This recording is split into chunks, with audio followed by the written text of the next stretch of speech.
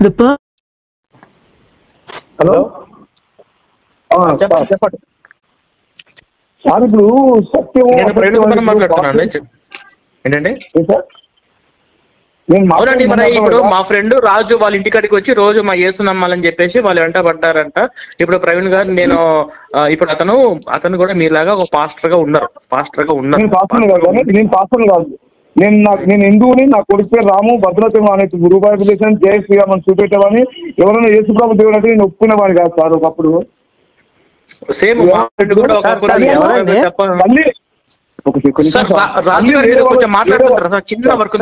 ఎవరు సార్ మాట్లాడేది? నా పేరు గుణపాల్ రాజు అండి. నేను ఒకప్పుడు క్రైస్తవుడిని, ఇప్పుడు దాన్ని విడిచిపెట్టి బయటకు వచ్చాను సార్. మీరెవరండి? ఎక్కడ మీరు ఏ ఊరు సార్? మాది హైదరాబాద్ అండి. ఇంతకుముందు క్రీస్తు నేను పరిచర్య చేశాను సార్. ఒక 70-80 మంది సంఘస్థులు ఉన్నారు నాకు. మాది పెంతెకోస్తు వదిలేసి ఇక ఎందుకు ఇదంతా కొంచెం బైబిల్ అంతా చదివాను. చదివిన తర్వాత అవునండి, అవును అన్ని సార్. మీకు ఒక మాట చెప్పనా అంటే, మీరు ఎవరో నాకు తెలియదు, అడిగారు కాబట్టి చెప్తున్నా. అన్ని వాగ్దానాలు ఉన్నాయండి. రాజకీయ నాయకులు ఎలా వాగ్దానాలు చేస్తారో బైబిల్ అంతా కూడా సేమ్ కాన్సెప్ట్ అండి. అసలు బైబిల్ కి రాజకీయ నాయకుల తేడాకి లేదండి. అయితే నువ్వు ఎన్ని సంవత్సరాలు సార్ ఇప్పుడు నేను 5 సంవత్సరాలు ఉన్నాను సార్. కావాలంటే మీకు రిఫరెన్స్లు చూపిస్తాను. ఉత్తగా నోటి మాట చెప్పేసి ఏదో సార్ 5 నిమిషాలు నా మాట ఏంటి సార్? తప్పు దేవుడే చెప్తుంది. పిలువబడిన వారు అనేకులు, ఎత్తబడిన వారు కొద్దిమంది అంటున్నాడు. సార్ నేను ఒక్క వాక్యం చదివి వినిపిస్తా సార్. నేను ఒక్క వాక్యం చదివే అవకాశం ఉంది నాకు. మీరు ఇది రైట్ తప్పు చెప్తే మాట్లాడుతున్నాం. అదే సార్, ఒక్క వాక్యం చదివి వినిపిస్తాను సార్, మీరు వినండి.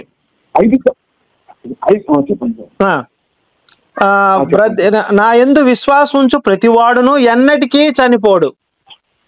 జాగ్రత్తగానండి. ఈ మాట నమ్ముచున్నావా అని అడిగాను.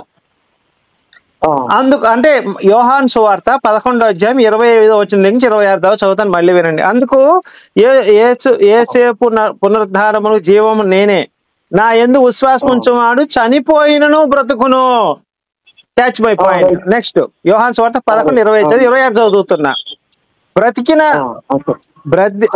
బ్రతికి నా యందు విశ్వాసం ఉంచు ప్రతి వాడును ఎన్నటికీ చనిపోడు. ఆ మాట నమ్ముచున్నావా అని ఆమెను అడిగిన తర్వాత ఈ కాన్సెప్ట్ ఎక్కడ అంటే లాజర్ని బతికించే సందర్భం వస్తుంది ఇక్కడ. ఆ సందర్భంలో ఈయన చెప్తున్న మాటలు ఇవి. అంటే మనిషి చనిపోడు అని చెప్పి యేసు వాగ్దానం చేస్తున్నాడు. మరి ఎంతో మంది సువార్థికులు గాని ఇలా వచనాలు చెప్పిన వాళ్ళందరూ గాని యేసుని నమ్ముకున్న వాళ్ళందరూ చనిపోయారు. యేసు శిష్యులే చనిపోయారు. యేసు అమ్మ చనిపోయింది. యేసు కుటుంబ సభ్యులందరూ చనిపోయారు. యేసు కూడా చనిపోయాడు. మరి ఇది నేను ఎలా నమ్మాలి సార్? ఇది 5 ఏళ్ళు నువ్వు యేసు ప్రభువుని నమ్ముకుంటే నీకు ఇదేనా సార్ అర్థమైంది? అంటే మీరు చెప్తే నేను అర్థం చేసుకుంటా సార్. ఇప్పుడు మీరు చెప్తే నేను అర్థం చేసుకుంటా. చెప్పండి. ఎవరు వచ్చారండి? పాస్టర్ పీటర్ పట్టింది. ఎవరండి మీరు మాట్లాడేది? మీరు లైవ్లోకి వచ్చింది ఎవరు? మీరు అతను కట్ చేయకండి సార్. ఇప్పుడు రాజు గారు పీటర్ పాస్టర్ తెలుసండి మీకు? మీ వాళ్ళు ఎవరు వచ్చారు? మీ పాస్టర్ వచ్చారు? నాకు తెలియదు సార్. అతనికి ఏమైనా తెలిసేవా? అతను క్రైస్తవులు అంటున్నారు కదా. అది నిత్య జీవం అంటే అర్థమైందా సార్ మీకు? ఎవడైనా నా యందు విశ్వాసం ఉంచిన వాడు. మీరు పాస్టర్ గారు మీ వాళ్ళు ఎవరు వచ్చారండి? ఆవేశంగా మాట్లాడుతున్నారండి. అట్లా ఆవేశంగా మాట్లాడచ్చండి? మనం శాంతి సమాధానం. అయ్యా మీ పేరయ్యా? నా పేరు మార్క్ సార్. ఇంత ముందు మల్లయ్య, ఇప్పుడు మార్క్ సార్. నా పేరు మార్క్ గారు. నేను ఒక్కట మాట చెబుతున్నా. నిత్య జీవానికి వినండి. నిత్య జీవానికి నేను చదివే వాక్యానికి సంబంధం లేదండి. నిత్య జీవం అంటే మరణం అనేది ఉండదు. ఇక్కడ ఏం చెప్తున్నాడు? నువ్వు మరణించినా బతుకుతావని చెప్తున్నాడు. ఇక్కడ డైరెక్ట్ వచ్చిన ఇది. ఈ సందర్భంలో వినండి. ఈ సందర్భంలో లాజరును బతికించాడు అక్కడ సందర్భం. అందుకే చెప్పాను నేను మీకు. అక్కడ మనం దీన్ని ఆత్మీయ కోణంలో చూడకూడదు, డైరెక్ట్ వచనంగా చూడాలి. ఆత్మీయ కోణంలో చూసే వచనాలు ఉన్నాయి. బాబు అలాంటి రిఫరెన్స్ ఉన్నాయో లేవో అనేది పాస్టర్ గారిని అడుగుదామండి. పాస్టర్ గారు కూడా లైన్ లోకి వచ్చారు. పాస్టర్ గారు మనము పద్ధతిగా మాట్లాడుకుందామండి.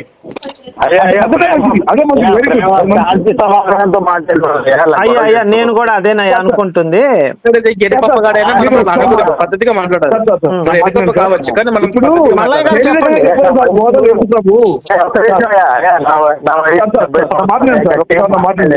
సార్ పీటర్ గారు సార్ మీరు అందరూ సైలెంట్ గా ఉండండి. పీటర్ గారు నేను వాక్యం చదివి వినిపిస్తాను. యోహాను సువార్త 11వ అధ్యాయం 26వ వచనం. మల్లయ్య గారు ఒకసారి వినండి సార్. మల్లయ్య గారు ఒకసారి వినండి ప్లీజ్. స్నేహపూర్వకంగా మాట్లాడుకుందాం మనం. యోహాను సువార్త 11వ అధ్యాయం 26వ వచనం, 25, 26 చదువుదాం, చదవండి. అందుకు యేసు పునరుద్ధానమును జీవమును నేనే, నా యందు విశ్వాసం ఉంచువాను చనిపోయినను బ్రతికెను. గుర్తుపెట్టుకోండి పీటర్ మాస్టర్ గారు, చనిపోయినను బ్రతికెను. 26వ వచనం, బతికిన నా యందు విశ్వాసం ఉంచు ప్రతివాడు ఎన్నటికీ చనిపోడు అంటున్నాడు. అంటే విన్నాను ఆ మాట నేను విన్నాను. మీకు జవాబు చెప్తున్నాను. యేసు ప్రభు శారీరకంగా అద్భుతాలు చేశాడు, ఆత్మానుసారంగా చెప్పాడు బోధలన్నీ. ఇక్కడ చనిపోడు అని చెప్తున్నాడు. నిత్య జీవం ఉన్నాడు ఎలా చనిపోతాడు?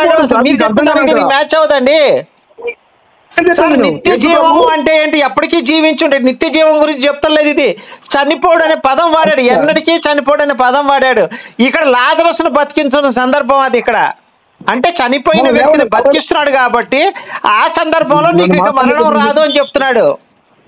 మరి ఏ మరణం సార్? రెండు శారీరకమైన మరణము, ఆత్మానుసారమైన మరణం. కోడుకుంటు ఇక్కడ చెప్తుంది ఆత్మీయ అర్థమా లేకపోతే శారీరక అర్థమా? ఇక్కడ చెప్పింది ఎన్నటికీ చనిపోయిన వాడు బ్రతికెను, చనిపోయిన వాడు బ్రతుకుదు అని చెప్పి లాజరస్ బతికించాడు. ఇక్కడ చనిపోయిన వాడు బ్రతికేదను యేసు నామములో అంటే దాని అర్థం ఏంటి? లాజర్ని బతికించే ముందు ఈ వాడు చెప్తున్నాడు.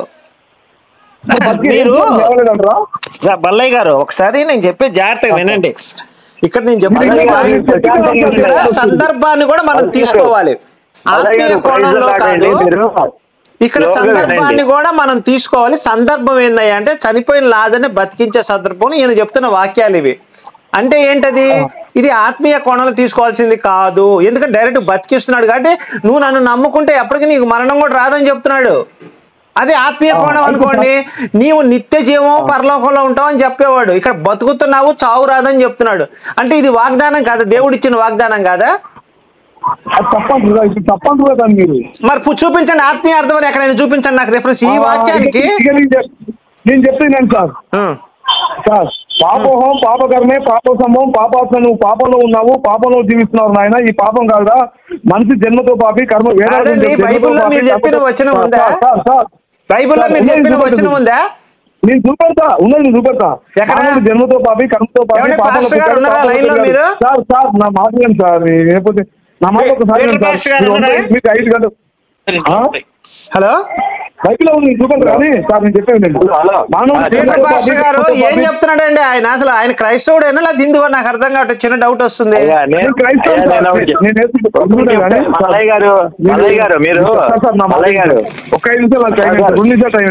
క్రైస్తవుడు కాదండి, ఈయన క్రైస్తవుడు కాదండి. నేను ఒక మాట చెప్తానండి మల్లయ్య గారు. మల్లయ్య గారు మీరు ఎందుకంత ఆవేశపడుతున్నారు? ఫస్ట్ చెప్పండి నాకు. ఆవేశం కాదు, చిన్నగా మాట్లాడండి, నిదానంగా మాట్లాడండి. అయ్యా చిన్నగా మాట్లాడు ఫస్ట్. స్పీడ్ కాదు, చిన్నగా మాట్లాడు. నువ్వు చిన్నగా మాట్లాడు. నువ్వు ఎందుకు అట్లాగా పెద్దగా అరుచుకుంటా ఏదో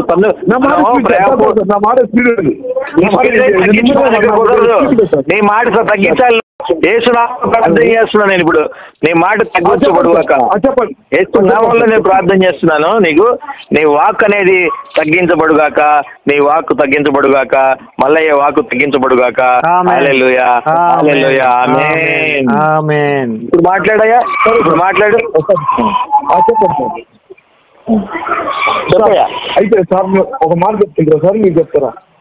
చూసావా ఇప్పుడు నామంలో నీ మాట నిదానంగా వస్తుంది చూసావా? అది రాజు గారు ఇద్దరు సైలెన్స్ ఉంటే నా సాక్ష్యం చెప్తే వినండి అయ్యా, తర్వాత మనం మాట్లాడుకోండి. చెప్పండి దయచేసి వినండి. నేను ఎందుకు క్రీస్తు వైపు నడచబడ్డాను, ఎందుకు బయటకు వచ్చా మొత్తం వివరంగా చెప్తాను నేను మీకు. ఆయన పాస్టర్ ఒకటి ఆయన అడిగాను సార్. ఉండండి సార్. చెప్పండి. నేను సార్ నా వయసు 15 సంవత్సరాలు అప్పుడండి. అంటే నేను 10th క్లాస్ చదువుతున్నానండి. 10th క్లాస్ చదువుతున్న సమయంలో యవ్వనంలోకి వచ్చానండి. యవ్వనంలోకి వచ్చిన తర్వాత అంటే మా ఫ్రెండ్స్ అందరూ అప్పుడు మాట్లాడుకుంటున్నారు, ఎరా నువ్వు మీ దేవుడు విగ్రహారాధన చేస్తావు కదా, అంటే నీకు ఏమైనా సమస్యలు ఉన్నాయంటే ఎవరైనా మధ్యలో తోలుతాడు, సాక్ష్యమే చెప్పని ఎవడే బాబు నాకు చిరాకు తెప్పించు, ఆగు నువ్వు సైలెన్స్ ఏమో ఏం మనిషి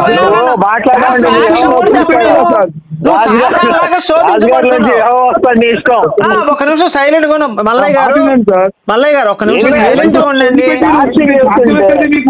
మల్లయ్య గారు ఎందుకు వదిలిపెట్టాను, ఎందుకు వద్దాం, వినండి సాక్ష్యం వినండి.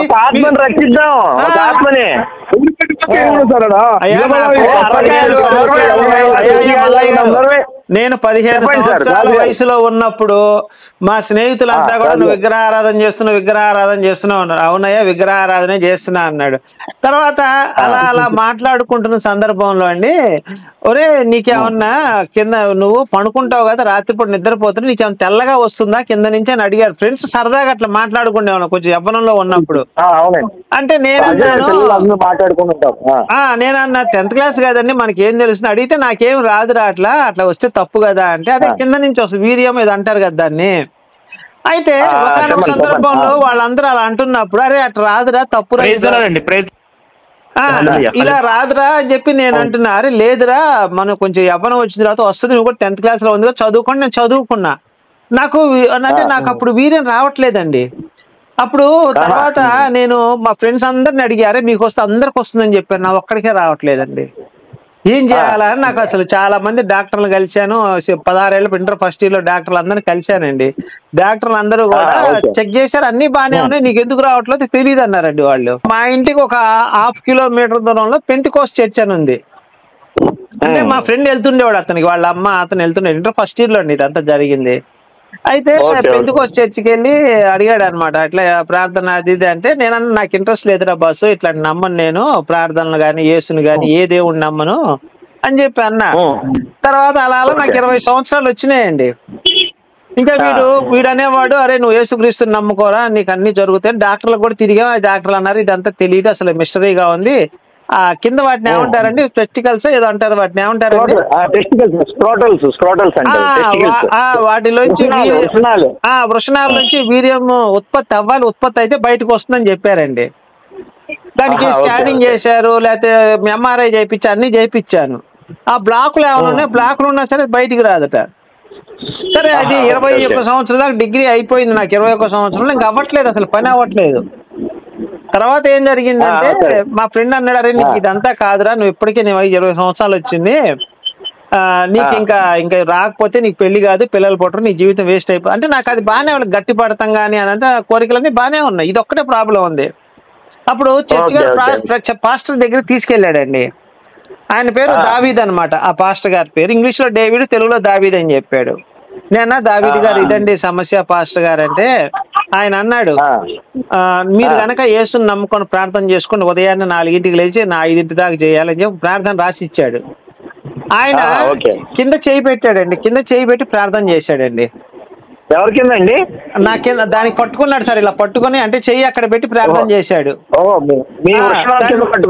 పట్టుకొని తండ్రి ఇతని యొక్క వృషణాల్లో ఉన్నటువంటి ఆ కదలికలని ప్రేరేపించి వాటిని బయటికి తెప్పి ప్రభు అని చెప్పి ప్రార్థన చేశాడండి. ఆ ప్రార్థన జరుగుతున్నప్పుడు నాలో ఏదో ఒక శక్తి ప్రవేశించిందండి. అంటే కొంచెం ఇలా వణుకుతున్నాను అనమాట. ఆ పాస్టర్ గారు అన్నాడు, వచ్చేసి దీనికి ఏదో తేడా జరుగుతుంది అంటూనే ఉన్నాడు పాస్టర్. మా ఫ్రెండ్ కూడా అరే ఏంద్రా నువ్వు అట్లా ఉడికిపోతున్నావు ఏంద్రా ప్రార్థన చేసినప్పుడు అన్నాడు. అయ్యా నాకు తెలియదురా అని చెప్పా. తర్వాత ఏమైందండి ఇంటికి వచ్చానండి. ఇంటికి వచ్చి 1 వారం రోజులు గడిచిపోయింది. నీ అమ్మాయి దేవుడు లేడు పాడు ఇట్లా నేను నమ్మనని చెప్పా. తర్వాత 1 వారం రోజుల తర్వాత నిద్రపోతున్నానండి. నిద్రపోతుంటే ఒక చెంబు వీర్యం వచ్చిందండి. అంటే లీటర్ వచ్చిందండి, లీటర్ వచ్చింది, మామూలు కాస్త కాదండి, లీటర్ వచ్చింది. నేను వెళ్ళి మా ఫ్రెండ్ కి చెప్పారు, ఏంద్రా రాత్రి లీటర్ వచ్చింది నిద్రపోయేటప్పుడు ఏదో కల్లో వస్తే ఇట్లా జరిగిందిరా, 1 లీటర్ వచ్చిందిరా అన్న. మేము పక్కంతా తడిచిపోయింది సార్. తర్వాత పాస్టర్ గారికి వెళ్ళి చెప్పాను, అయ్యా ఇలా వచ్చింది పాస్టర్ గారు, ఏంటండి ఇదంతా అంటే, ప్రభు చూసావా మహిమ, ఆయన నామాన్ని నువ్వు ప్రతిరోజు కూడా ఘనపరచు, నీకు ఇంకా మంచి జరుగుద్దని చెప్పాడు. ఆయన నామాన్ని నువ్వు ఘనపరచాలని చెప్పాడు, అంతే ఆయన చెప్పింది. నేను చెప్పలేదు సార్, నేను చెప్పానా మేరీ నామంతో మీకు స్వస్థతలు కలిగాయి సార్. సార్ ఇంకా అయిపోలేదు సార్, ఒక్క నిమిషం వినండి సార్, ఇంకా అయిపోలేదు. నేను ఎందుకు బయటకు వచ్చాను అది కూడా చెప్పాలిగా, మొత్తం క్లోజ్ అయిపోద్ది. చెప్పండి. అయితే అలా జరుగుతున్న సందర్భంలో ఏమైందంటే, చర్చికి చాలా మంది ఆడవాళ్ళు వచ్చేవాళ్ళు, వచ్చి మాకయ్యా పిల్లలు పాస్టర్ గారిని అడిగేవారు, పిల్లలు పుట్టట్లేదని. ఆయన పాస్టర్ గారిని ఎవడు, గుణపాల రాజు గారు మీకు వీర్యం వస్తుంది కదా, కొంచెం వాళ్ళకు కూడా ఇవ్వండి, వాళ్ళకి పిల్లలు పుడతారు, ఏమన్నా అవకాశం ఉంటే అన్నాడు. సార్ మీరు నమ్ముపోండి, నేను ఆ అంగాన్ని అలా వెనక్కని చెంబు పెడితే పాలధారలాగా చెంబు నిండిపోయిద్దండి. పాలధారలాగా వచ్చి చెంబు అంతా నిండిపోయిద్ది అనమాట.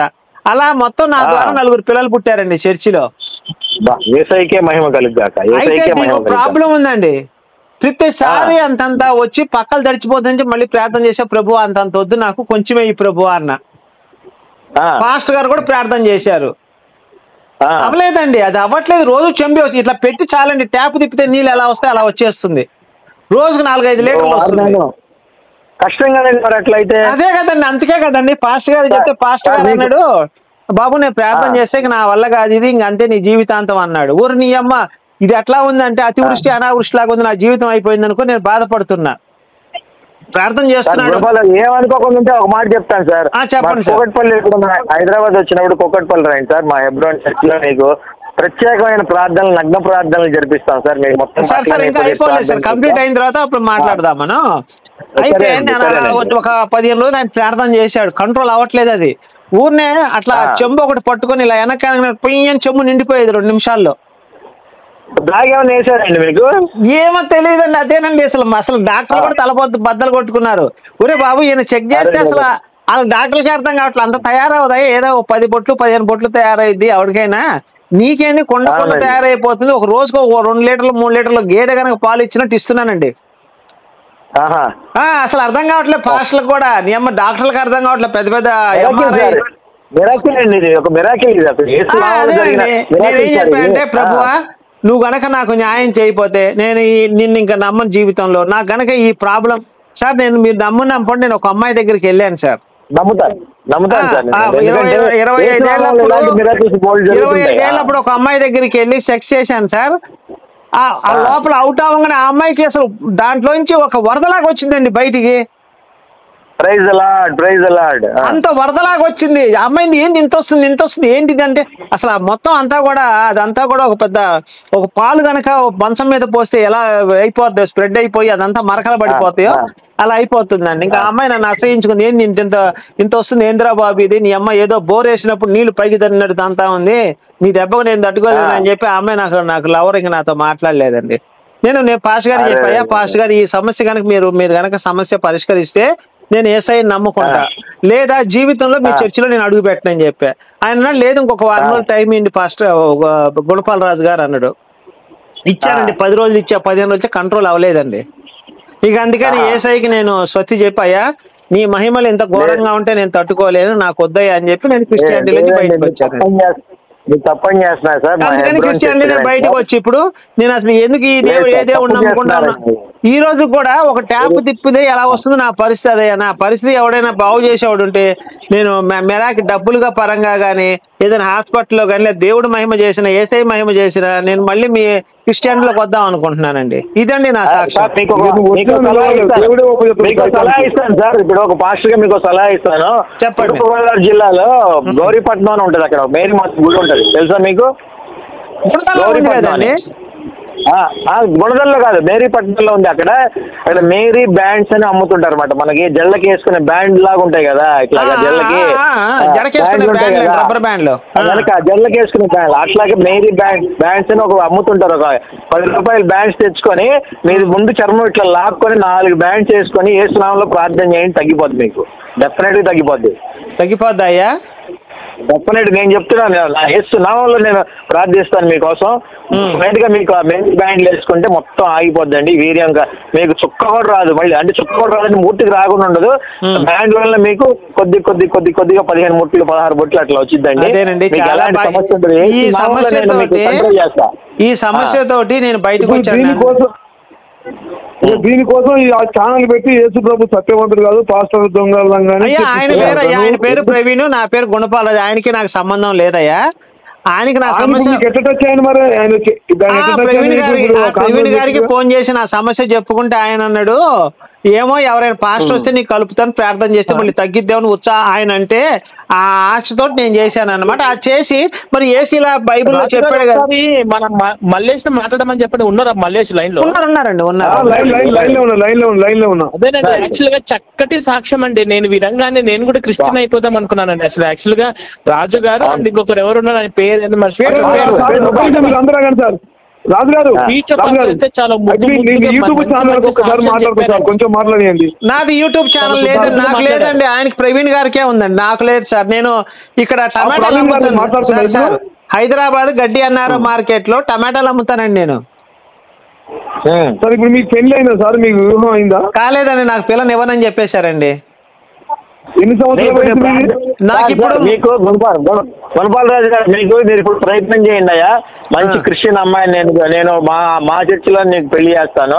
నీకు మొత్తం చెంబులు మొగలు కారకుండా 35 సంవత్సరాలయ్యా. నేను ఈ సమస్య 10 సంవత్సరాలు పైనుంచే బాధపడుతున్నా ఈ సమస్యతోటి సార్. అయితే మాకు హనీ జాన్సన్ గారు ఉంటారు విజయవాడలో, తెలుసండి. పుచ్చిపోయిన గుమ్మలు మందులు రాస్తుంటాడండి. అక్కడ తగిన అమ్మాయి ఉంటే కనుక తీసుకొద్దాం సార్. మీ ఏజ్ తగిన అమ్మాయి అంటే నేను మాట్లాడి హనీ జాన్సన్ తోటి కాకుండా మీకు మంచి గువ్వల్ని ఇస్తాడు సార్. మీకు ఐడియా లేదు సార్. ఇప్పుడు ఈయన లైన్ లో ఉన్నాడు కదండి, అతను ఏమైనా ప్రార్థన చేసి తగ్గిస్తాడు అని అడగండి అతన్ని. ప్రార్థన చేసి మల్లయ్య గారు యూట్యూబ్ లో తీసుకున్న ఆయన నెంబర్ ఆయనతో మాట్లాడుతారు సార్. నేను ప్రవీణ్ గారు ఆయన చెప్పేది ప్రవీణ్ గారితో మాట్లాడతాను అంటున్నాడు. ఇప్పుడు గుణపాలరాజుకి సమస్య ఉంది కదా, ప్రార్థన చేయను మంచిగా చేయి. మల్లయ్య గారు పోనీ మీరు సమస్య పరిష్కారం చెప్పండి, నేను కూడా ప్రభు దారిలోకి వస్తాను. ఇంకా ప్రవీణ్ చెప్తా అన్నాడు. నీ విశ్వాసం పెడితే ఇప్పుడు నువ్వు బయట విశ్వాసం ఉన్నాయండి. ఇప్పుడు మనం ప్రార్థన చేసాం అనుకో, ఇప్పుడు నేను చెప్తా ఫస్ట్ మన మార్గంలోకి ఎట్లకట్లా తెచ్చుకోవాలయ్యా. మనం క్రైస్తవుల ప్రేమతో శాంతి పై వస్త్రం ఇవ్వమంటే చిన్న వస్త్రం కూడా ఇవ్వమన్నాడు మన ప్రభు. ఆయన తగ్గించలేదా మనం? ప్రార్థనతో సమస్తం సాధ్యం అన్నాడు కదా ప్రభు. ప్రార్థనతో సమస్తం సాధ్యం అన్నాడు కదా ప్రభు. ప్రార్థన చేయలేకపోతే పాస్టర్ గారు నేను చేస్తున్న ప్రార్థన చెప్తాను అయ్యా. ప్రేమమయుడా పరలోకమున నా తండ్రి, మహిమగల మీ నామమున స్తోత్రములు దేవా. అయ్యా మీరు లేకుండా నిమిషమైనను నేను బ్రతకలేను ప్రభువా. నేను బ్రతుకుతున్నాను అంటే అది మీ కృప వల్లనే దేవా. ఎప్పటికీ నన్ను విడవకుండా ఎన్నటికీ నన్ను మరవకుండా నా చెయ్యి పట్టుకొని మీ సన్మార్గంలో నడిపించు నాయనా. నేను చేసి రాజ్యాన్ని స్థాపించు తండ్రి. ఏంటండి? రాజ్యాన్ని పరలోక రాజ్యాన్ని స్థాపించు, దాంట్లో మాకు ఉండటానికి నివాసం ఏర్పాటు చేయ కృపగల దేవుడా అని కూడా చెప్పాలి. అదే సార్ నన్ను చెప్పని మొత్తం కంప్లీట్ అయింది.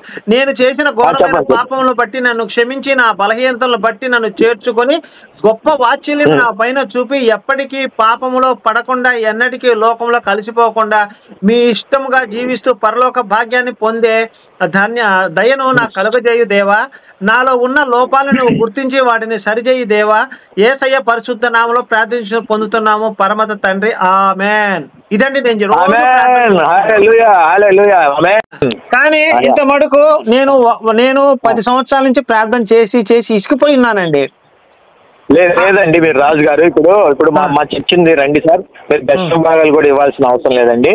మీకు మంచిగా ప్రార్థన చేసి మిమ్మల్ని అందరినీ కూడా మా యేసు మార్గంలోకి నడిపిస్తామండి. ఆ దేవాది దేవుడు అయినటువంటి యేసు నీకు స్వస్థత చేకూరుస్తాడు. మీరు మా దగ్గరికి రండి, లేకపోతే మీరు మా తమ్ముడు ఉంటాడు, హనీ జాన్సన్ అని ఉంటాడు మా విశాఖపట్నంలో. మంచి పుచ్చిపోయిన ఆయన ప్యాచ్లు వేస్తాడు. ఆయనేనయ్యా? ఆయనేనండి. ఆయన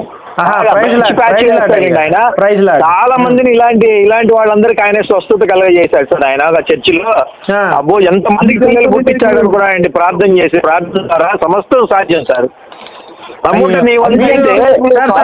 మీరు చెప్తుంటే ఇప్పుడే నాకు కొంచెం నమ్మకం కలిగి, ఇంత ముందు ఏదో ఆవేశంగా మాట్లాడాను సార్. పాస్టర్ గారు ఏమనుకోకండి సార్, మనకి ప్రభు ఒక చెంప మీద కొడితే ఇంకో చెంప చూపించమన్నాడు సార్. అవునండి, అవును సార్. మీరు చక్కగా వివరించారండి. మల్లయ్య గారు అయితే పెద్ద పెద్దగా అరుస్తూ నన్ను కూడా క్రిస్టియానిటీ నుంచి ఎల్లగొట్టే ప్రయత్నం చేశాడండి ఆయన. కాదండి, సాతాను ఇప్పుడు సాతాను శోధిస్తుంటది, మనం బలహీనం కదా సార్. సాతాను కూర్చొని మన కోసం. మనం ఎప్పుడైతే దైవ మార్గం నుంచి పక్కకి వెళ్తామో, వాక్యం నుంచి ఎప్పుడు బలపడమో, అప్పుడు డైరెక్ట్ గా మనల్ని అటాక్ చేస్తారు అనమాట సాతాను గారు. ఇప్పుడు సాతాను నా ఒంట్లోకి ప్రవేశించిందంటారా? అంతే అంతే. ఇప్పుడు మీరు చేసిన ప్రార్థన చూసారా, దైవ కృప వల్ల మీకు మీరే ప్రార్థన చేసుకొని స్వస్థత పొందారు. అయ్యా, నేను 10 సంవత్సరాలు స్వస్థత కలగలేదు పాస్టర్ గారు, మీరు మళ్ళీ స్వస్థత కలిగింది అనకండి. అట్లా కలగలేదని అనుకుంటున్నారు. కాదండి, పూర్వము పాలు పోసేవాళ్ళు తెలుసా? ఒక గిన్నె పట్టుకొని ఒక చెంబు పట్టుకొని వెళ్తే ఇట్లా పాలు పోసి ఇచ్చేవాళ్ళు పిండి. అప్పటికప్పుడు పల్లెటూరులో ఇప్పుడంటే అమ్ముతున్నారు, కానీ పూర్వం రోజుల్లో మన ఇంటి పక్క వాళ్ళు మాది బరిగొడ్లు ఉండే ఆవులు ఉండే ఇట్లా పోసి ఇచ్చేవాళ్ళు. అయ్యా నేను పాస్ కాకముందు నేను అట్లానే ప్రతి ఇంట్లోకి వెళ్ళి పాలు పోస్తూ ఉంటానయ్యా నేను. అదే ఇప్పుడు నా పరిస్థితి అదేనండి. ఎవరైనా వచ్చి నాకు పిల్లలు లేరా పాస్టర్ గారు, ఒక నిమిషం వినాలి సార్. ఎవరైనా ఆడవాళ్ళు వచ్చి పిల్లలు లేరా అంటే ఒక చెంపిస్తే దాంట్లో ఇట్లా వెనకనగా నా చెమ్మంతా నిండిపోయే పరిస్థితిలో ఉన్నాను. ఇప్పుడు నన్ను ఎవరు బాగు చేస్తారు? నా కష్టాన్ని ఎవరు తీరుస్తారు? మీ అంత అదృష్టవంతుడు ఇంకో లేడు గుణపాల్ రాజు గారు. ఎందుకంటే ఇప్పుడు ఫర్టిలిటీ సెంటర్స్ 7 బ్యాంక్స్ అని వచ్చినాయండి. అయితే మీకోసం ఒక ట్యాంక్ కట్టాల్సి ఉంటుంది. మామూలు చిన్న మామూలు మనుషులకైతే చిన్న బుడ్డీల్లో దాచిపెడతారు. ఇప్పుడు మీరంటే బొంగలు గారుస్తున్నారు కాబట్టి మీకోసం ఒక పెద్ద ఓవర్ హెడ్ ట్యాంక్ లాంటిది కట్టి దాంట్లో నింపాల్సి వస్తుంది. పాస్టర్ గారు, అదే సినిమాలో ఆలీ ఏం చేస్తాడంటే పెట్రోల్ పంపు పెట్టేస్తాడు డైరెక్ట్ గా. ఆయన అంటే పాస్ పోస్తుంటే పెట్రోల్ వచ్చేస్తుంది డైరెక్ట్ గా. చూసారా సినిమా? సినిమాలు చూడడం అయ్యా. ప్రభు మమ్మల్ని చూడొద్దు అన్నాడు, మేము చూడడం సినిమాలు, మాకు తెలియదు. అయ్యో, నా పరిస్థితి కూడా ఇప్పుడు అలానే అయిపోయింది. దీనికి పరిష్కారం ఏమైనా ఉంటే చెప్పండి అయ్యా. మేరీ రింగ్స్ మా చర్చికి రా, పరిశుద్ధ ఏమైనా ఇయ్యాలయ్యా పాస్టర్ గారు? ఏమొద్దండి, మేమే ఇస్తాం మీకు. ఇంకా మేమే ఇస్తాం. ఒక గైనకాలజీ డాక్టర్ గారిని కూడా పిలుస్తాను. అసలు మీకు ఏం సమస్య ఉంది, మీ సమస్యని కలెక్ట్ చేసుకుని ఓవర్ హెడ్ ట్యాంక్ ఎక్కిస్తారు వాళ్ళు. మల్లయ్య గారు నేను కలిసి వస్తామండి. మల్లయ్య గారు నేను ఇద్దరం కలిసి వస్తామండి. రండి సార్. దేవుని వాక్యాలు బలపరుస్తాం సార్. మేము దేవుని వాక్యాలు బలపరిచి దేవుని నామాన్ని గణపరుస్తాం మేము. ఎందుకంటే మల్లయ్య గారు పెద్ద మనిషి లాగా ఉన్నాడండి, ఆయన పట్టుకొని వస్తాను. ఎందుకంటే నాకు తోడు ఎవరు లేరండి, నేను సింగిల్ గా ఉంటాను. ఈ టమాటాలు ఉల్లిపాయలు అమ్ముతూ ఉంటాను గడ్డి అన్నారా మార్కెట్ లో. ఇందాక మల్లయ్య గారు అరుస్తుంటే నేను దేవుని నామంలో ప్రార్థన చేస్తే ఆయన తగ్గిపోయాడా లేదా? అవునండి, ఇప్పుడు నమ్మకం జరిగింది కదా. కలిగింది. మల్లయ్య గారు మల్లయ్య గారు ఉన్నారండి సార్? మీరు నిజంగా మీరు చేసిన ప్రార్థన అద్భుతం అండి పాస్టర్ గారు. మల్లయ్య గారు చూడండి ఎంత శాంతిగా మాట్లాడుతున్నారు. మీరు అద్భుతం సార్. నిజంగా మీరు పాస్టర్ నమ్ముతున్నాను సార్. యేసు నామములో మంచి చెప్పండి. తండ్రి కుమారుడు పరిశుద్ధాత్మ పేరుతో స్వస్థత కలగాలండి మీకు. తండ్రి కుమారు పరిశుద్ధాత్మ పేరుతో ఇప్పుడు మల్లయ్య గారికి ఎలాగైతే శాంతించబడ్డాడో మీకు కూడా దుష్ట శక్తులు సాతాన్ అంతా బయటికి పోయి మీరు కూడా స్వస్థత పొందుతారు సార్. నాకు నమ్మకం ఉంది. మా అని జాన్సన్ అంటే ఆయన ఏసున్న గారికి అనుభవం లేదంటే ఆయన బక్కటైనా ఏంటమ్మా? ఏంటి అని జాన్సన్ అంటే బక్క ఉంటుంది ఆయనేనా? కాదండి. ఎందుకంటే ఏం చెప్తారు అనుభవం లేదు. కాదు తప్పు. ఆయన కూడా ఒక దైవజనుడు అండి, హనీ జాన్సన్ అని. అయితే ఆయన స్పెషాలిటీ ఏంటంటే పుచ్చిపోయిన గువ్వలు ఉంటాయి కదా, దానికి ఆయింట్మెంట్ రాస్తుంటాడు, ప్యాచ్ వేస్తుంటాడు. ఆయన గొప్ప స్వస్థత పరిచాడు. ఆయన చాలా మందిని స్వస్థత పరిచాడు. నిజంగా దైవ సేవలో ఎంత గొప్పగా దైవజనుడు అండి ఆయన. గువ్వలకి ప్యాచ్ వేస్తాడంటే మామూలు విషయం కాదండి, అసలు ఎప్పుడు చేయలేడండి అట్లాంటి పనులు. తెలుసా మీకు? యూట్యూబ్ సార్ నేను ఒకసారి తాదాత్మ్యంతో ఒక పాట పాడాను. ఎంతో సుందరుడమ్మా అని ఆ పాట పాడితే సార్ రాళ్ళు ఇట్లా కదిలిపోయినాయండి ప్రభు నామానికి. అమ్మ బాబోయ్, రాళ్ళు కదిలి ఇట్లా డాన్స్ చేస్తున్నాయి. ఇట్లా రోడ్డు పక్కన ఉన్న రాళ్ళు. అంత ఇదండి, ప్రభు నామానికి అంత బలం ఉంటుంది. నన్ను ప్రభు వైపు నడిపించారు పాస్టర్ గారు, మీరు నిజంగా మిమ్మల్ని కూడా బాగా వాడుకుంటాడండి. మిమ్మల్ని ప్రభు బాగా వాడుకుంటాడు. మీరు చాలా సున్నిత మనసుకులా ఉన్నారు. ప్రభు నామాన్ని మేము గర్భరుస్తుంటే మీరు ప్రార్థన చేశారు చూసారా, వెంట్రుకలు నిక్కబడుచుకున్నారు. మరి మల్లయ్య గారిని కూడా ఒకసారి చిన్న ప్రార్థన చేయమని చెప్పండి. మన మల్లయ్య గారిని కూడా. మల్లయ్య గారు ప్రార్థన చేశారు, మీరు ఇతనికి మంచి స్వస్థత జరగాలని ప్రార్థన చేయండి అయ్యా మల్లయ్య గారు.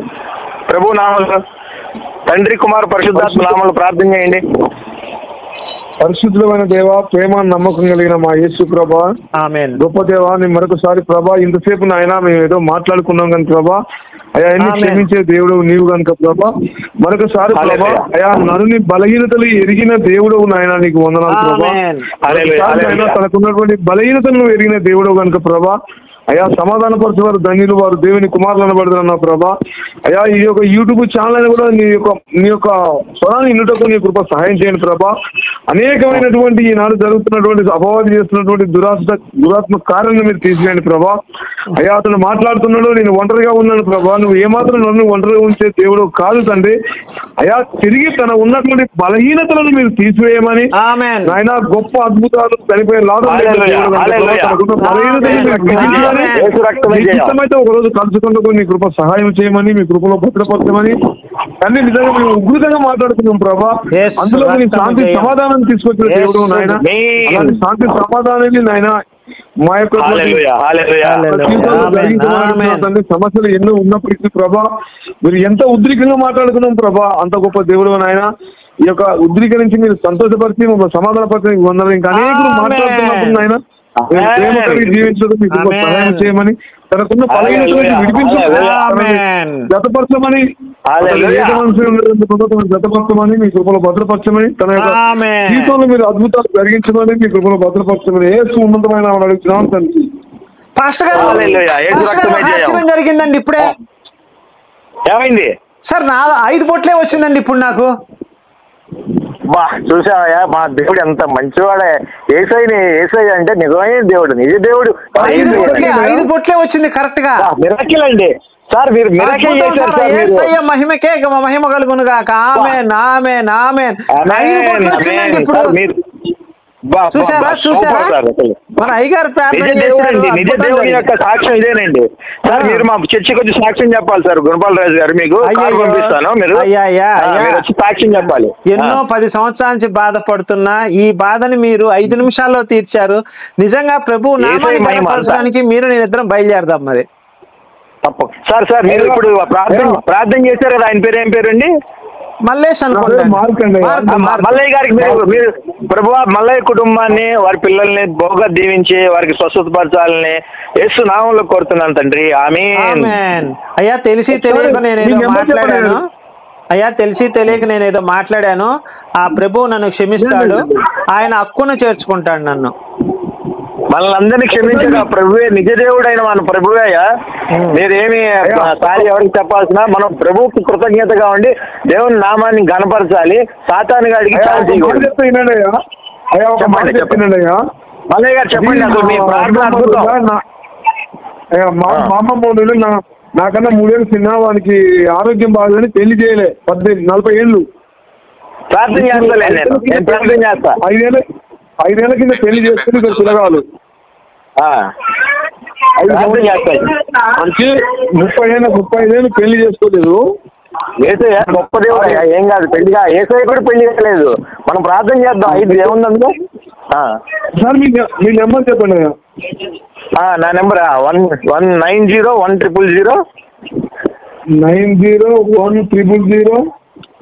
2290. ఒకసారి ఆయన ఫోన్ నెంబర్ ఇవ్వండి. పీటర్ పాస్టర్ గారు నా పేరు. ఆయన ఎవరో తెలియదండి నాకు. మీకు రాజు అండి నా పేరు. నా నెంబర్ రాసుకోండి సార్. చెప్పండి. 94910 03225. ఇంకో జీరోనా? అంతేనండి, 03225. 949100 949100 3225. అయ్యా పీటర్ పాస్టర్ గారు, మీరు రాకపోతే నిజంగా నా జీవితం నాశనం అయిపోయేదయ్యా. మీరు మల్లయ్య గారు నేను ఇందాక మల్లయ్య గారు నేను దెబ్బలాడుకుంటున్నామయ్యా వాక్యంతో, మీరు వచ్చి నన్ను గణపరిచి స్వస్థపరిచారయ్యా. మీ మేలు ఈ జన్మలో మర్చిపోలేను. ప్రభు మనకి మార్గంలో నడిపించాడు, మనదేం లేదు, నిజ మార్గంలో నడిపించాడు దేవుడు అంతే. అవునవును. మల్లయ్య గారి మల్లయ్య గారి తరఫున దేవుడికి స్తోత్రాలు తెలియజేస్తున్నాను. మల్లయ్య గారు ఇది మన ఛానల్లో పెడదామండి సాక్ష్యాన్ని. మల్లయ్య గారు మల్లయ్య గారు పర్మిషన్ తీసుకోవాలి అయ్యా. పీటర్ గారు మల్లయ్య గారు పర్మిషన్ తీసుకోవాలి మనం ఈ సాక్ష్యం యూట్యూబ్ అది చేసే పర్మిషన్ నాకు అక్కర్లేదు, దేవుని పర్మిషన్ అది నీకు కొత్త కలిసి పెట్టండి. నిజంగా యేసు తర్వాత నాకు మల్లయ్య గారే కనపడ్డాడండి. యేసు తర్వాత మల్లయ్య గారు అలాంటి క్షమాగుణం దయాగుణం కలిగిన శాంతి సమాధానం. మన క్రైస్తవులు అంటేనే శాంతి సమాధానం సార్. అవునవును. అయ్యా నేను ఒకప్పుడు భయంకర మనిషి, నా జీవితం పెద్దది, దానికి చోటిస్తే ఇలా ప్రపంచం ముందు నిలబెట్టిన దేవుని పక్షాన్ని నిలబడగలను. అయ్యా నీకు వ్యూహం కూడా అయితే నీకు 35 ఏళ్ళు ఉన్నాయి, 8 సంవత్సరాలు నీకు పెళ్లి కూడా ఇప్పుడు సమస్య పరిష్కరించారండి. 5 సంవత్సరాల్లో 5 నిమిషాల్లో మా పీటర్ పాస్ట్ గారు మీరు సమస్య పరిష్కరించాడు. దేవుని వాక్యాన్ని ఈ రోజు నుంచి నేను బలపరుస్తాను. బలపరుస్తాలి మనం అందరం. ఇప్పుడు యూట్యూబ్ ఛానల్ ఎటువంటి నాకు అర్థం కాదు. ఆయన ప్రవీణ్ గారిది, మంది కాదండి. ఆయన ప్రవీణ్ గారిది, ఎక్స్ క్రిస్టియన్ ప్రవీణ్ అని ఆయన ఉన్నాడండి. ఆయనది. ఆయన మధ్యన మనకు కలిపి ఆయన పక్క జరిగిందా తెలియదు సార్. మరి ఏం చేస్తున్నాడు? ప్రార్థనలో ఉన్నాడు. ప్రభు మహిమ అంతా. ఆయన పడిపోయి ఉంటాడు సార్ నాకు తెలిసి. ఎందుకంటే ఈ సాక్షి మీద ఆయన బాధపడుతూ చింతిస్తూ ఉంటాడు. ఇప్పుడు పరమగీతం చదివితే కొంచెం వచ్చినప్పుడు ఇబ్బందులు వచ్చినప్పుడు సేవకుల కాడికి పోయి పంచుకోవాలి, కానీ మనుషులు ఎవరు చేయలేరు. మనుషులకు అసాధ్యం, మనుషులంతా అసాధ్యం. స్వార్థపరులు నేను నువ్వు అందరూ స్వార్థం. దేవుని పక్షాన ఇన్ని ఇబ్బందుల్లో దేవుని పక్షాన మాట్లాడాలి. అంతే అంతేనా? అడుగుడి ఇవ్వబడును, తట్టుడి తెరవబడును అన్నాడు. ఏమైనా దేవుడు కార్యం చేస్తాడు, ఏం బాధ లేదు. కార్యాలు మామూలు కార్యాలు చేయడు ఆయన, ఘనకార్యాలు చేస్తాడు ఆయన, గొప్ప గొప్ప కార్యాలు చేస్తాడు. పీటర్ గారు మీరు లేకపోతే నేను ఈయన తిట్టుకుండే వాళ్ళు కొట్టుకునే పరిస్థితికి వచ్చేసేదండి. మీరు వచ్చి వాక్యాన్ని గణపరిచి నన్ను ప్రభు వైపు నడిపించారు. అందుకనే కదా నా ఎంట్రన్స్ బాగుంటది అంటారు అందరూ కూడా. నా ఎంట్రన్స్ వల్లనే అంత మంచిగా ప్రభు నామాన్ని గణపరుస్తామని పెద్దలందరూ అంటుంటారు. Praise lord. చెప్పనా, ఒక పాస్టర్ అమ్మటుండి ఆయన అలా మాట్లాడుతూ నువ్వు ఇట్లా మాట్లాడుతున్నావు అనేది బాధ, కానీ నాకు ఇంకో బాధ లేదు. మీరిద్దరు మనకి పౌలు ఏం చెప్పాడు, మనకి అబద్ధం ఆడైనా సరే ఏదైనా సరే మన మార్గంలో తెచ్చుకోవాలి. ఫస్ట్ యేసు మార్గంలోకి రక్షించాలి, ఆత్మను రక్షించాలి. మీరు అక్కడే ఉన్నారు కనుక అట్లా ఎందుకు చెప్తలేరు అనేది నా బాధ. అంటే అదే మనకు చూడండి, ఇప్పుడు గుణపాల రాజు గారు మన మార్గంలోకి వచ్చాడు కదా, కదా. నేను ప్రార్థన కూడా చేసుకున్నాను కదా, విన్నారు కదా నా ప్రార్థన. కత్తి చేత గాని మిషి చేత గాని చేతనైనా మనం తీసుకురావాలి కదా. మనకి పౌలు అలానే కదా చెప్పింది మల్లయ్య గారు, అవునా కదా? కత్తి చేత గాని మిషి చేత గాని తీసుకురావాలన్నాడు కదా. మల్లయ్య గారు ఎక్కడండి? మీ ఊరండి మల్లయ్య గారు? సొంతూరు చిట్యాల నేరలా, నేను ఉండేది నల్గొండ, మన దగ్గర ఎల్బినగర్లో ఉండి వచ్చిన. ఓకే, ఏం చేస్తుంటారు? ఇప్పుడు ప్రస్తుతం సువార్తకే వెళ్ళాలని ఆశ, కొంచెం ఇబ్బందులు ఉన్నాయి, దేవుడు ఇడిపిస్తుంటే సార్. ఇప్పుడు పాస్టర్ గారు నాకు స్వస్థత చేశాడు కదా, మల్లయ్య గారి పేరును ఒక 5 లక్షలు వేద్దాం అనుకుంటున్నాను సార్. ఏమంటారు? మీరేమంటారు? తప్పకుండా అండి, తప్పకుండా ఏంటి సార్. ప్రభు నామాన్ని కనపరిచిన వ్యక్తులకు మనం సహాయం చేయాలి. నేను కూడా ఒకసారి అట్లాగా ఒకళ్ళు సినిమా తీస్తా అంటే 1000 కోట్లు పెట్టి ప్రొడ్యూస్ చేద్దామంటే వాళ్ళు ఒప్పుకోలేదండి. ఆయన 1000 కోట్లు ఇస్తా అంటే కూడా ఒప్పుకోలే ఆయన. ఎవరండి ఆయన? పాస్టర్ పేరు ఏంటండి? హైదరాబాద్ లో ఉంటాడా? ఓఫీర్ గారు తెలుసా మల్లయ్య గారు? కరెక్ట్ అండి, నేను అది టీవీలో కూడా చూశాను సార్. అన్నాడు ఆయన, నేను సినిమా తీస్తా అన్నాడు. ఒక ప్రొడ్యూసర్ వచ్చాడు, ఒక అతను, నేను ఒప్పుకోలేదు అన్నాడు. అప్పుడు చెప్పారు ఆయన, యూట్యూబ్ లో కూడా చెప్పారు. నేనే 1000 కోట్లు ఇస్తా అంటే కూడా వద్దన్నారండి వాళ్ళు. సృష్టికర్త అని సినిమా పేరు. ఓకే అండి, ఓకే. గడ్డన్నం మార్కెట్ ఏం చేస్తారా మీరు? ఎవరు? నేనా? ఏముందండి, టమాటాలు 10 కేజీలు హోల్సేల్ గా ఉంటాయి కదా, ఆ గడ్డన్నారం మార్కెట్ లో వేసుకొని బండి మీద తోలుకుంటా అమ్ముకుంటానండి. టమాటా రసం ఏంటి? టమాటా రసం పీలుస్తా ఎంత ఇస్తారా ఏంటి? అది కాదు, టమాటా రసం కాదండి. గడ్డి అన్నారం మార్కెట్ లో కూరగాయలు ఉంటాయి కదా, హోల్సేల్ రేట్ లో దొరుకుతాయి అన్ని అక్కడ మనకి. టమాటాలు 10 కేజీలు కొనుక్కొని మనకి ఎంత 10 కేజీలు వచ్చేసి 100 రూపాయలు పడుద్దండి. మనం కేజీ 20 రూపాయలు చొప్పున అమ్ముకుంటాం. 100 రూపాయలు 200 సార్. ఇప్పుడు మీరు టమాటాలు కొనేవాళ్ళు వస్తారు కదా, వాళ్ళకి పరిచయం చేయండి, వాక్యం చెప్పి బలపరచండి వాళ్ళని. అయ్యా నేను మహిళలకే పరిచయం చేస్తాను ఎక్కువ ఈ రోజు నుంచి. ఇంకా పోన్లేండి ఎవరో వాళ్ళకి చేయండి, వృద్ధులు చేయమాకండి, వృద్ధులకి మహిళలకు చేయండి. వాళ్ళు తట్టుకోలేరయ్యా, తట్టుకోలేరు వాళ్ళు. సరేనండి.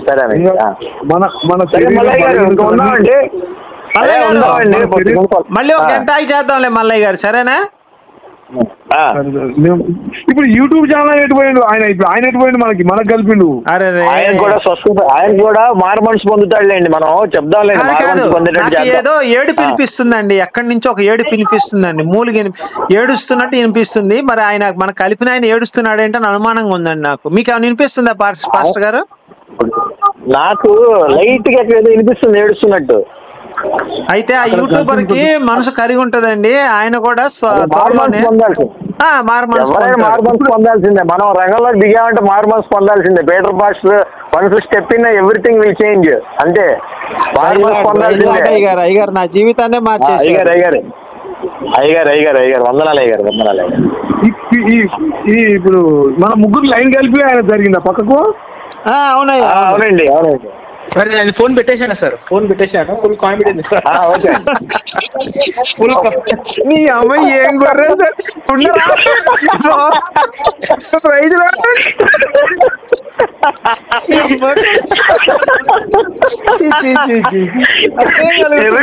నెంబర్ 1